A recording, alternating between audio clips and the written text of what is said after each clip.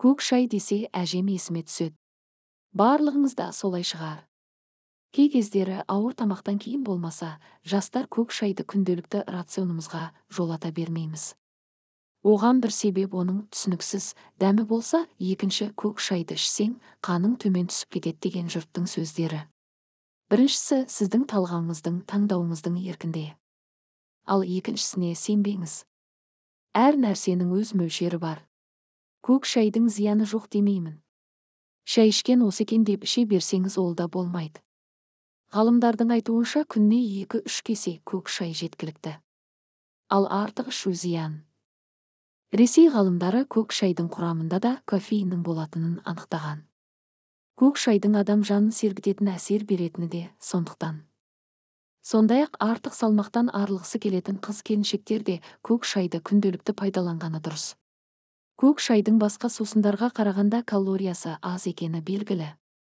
Және ағзадағы артық заттардың шығаруға да көмектесетін көрінеді. Көк шай әсіресе Қытай және Жапон елдерінің сүйікті сусыны. Айтуларынша көк шай қартаюды тежейді. Әжімдердің пайда болуының алдын алады. Көк шайдың пайдасы. Көк шайдың құрамында көптеген пайдалы компоненттер болғандықтан бұл бірегей сусын ағзаға жақсы әсер етеді. Ас қорыту процесін ынталандырады. Құрамында фтордың болуына байланысты тіс жегінің қалыптасуына қарсы күресте профилактикалық құралдың рөлін атқарады. Көк шай емдік дәрі-дәрмектік әсер береді. Оның құрамында танин, катехин және илік заттектер болғандықтан ол қатерлі ісік ауруларымен күресуде тамаша антиоксидант болып табылады. Олар шеттегі ақуыздарды, ауыр металдар мен еркін радикалдарды байланыстырады, және оларды сау жасушаларға зақым келтірмей ағзадан шығарады. Оның құрамындағы С витамині мен мырыш қатерлі ісік ауруына шалдығу қаупін азайтады.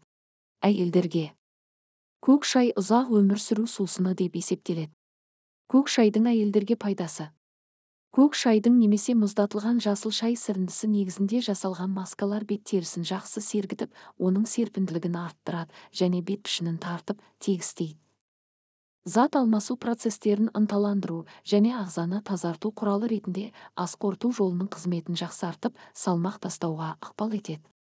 Сусын әйелдердің климактерийлік кезеңде жалпы жағдайын жақсартуға қабілетті.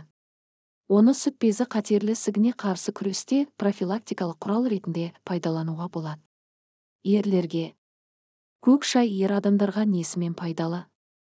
Көк шайдың құрамында жыныс жүйесінің және тірек қимыл аппаратының қалыпты жұмыс істеуіне көмектесетін марганец бар. Оның қатысуымен тестостерон гормоны өндіріледі.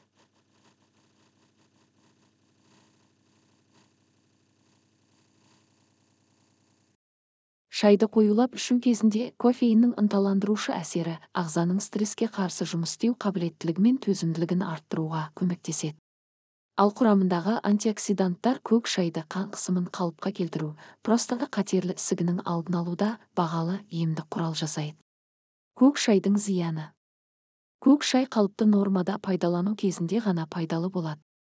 Есіңізде болсын, сусынның қоздырушы әсері бар екенін естен шығармаңыз.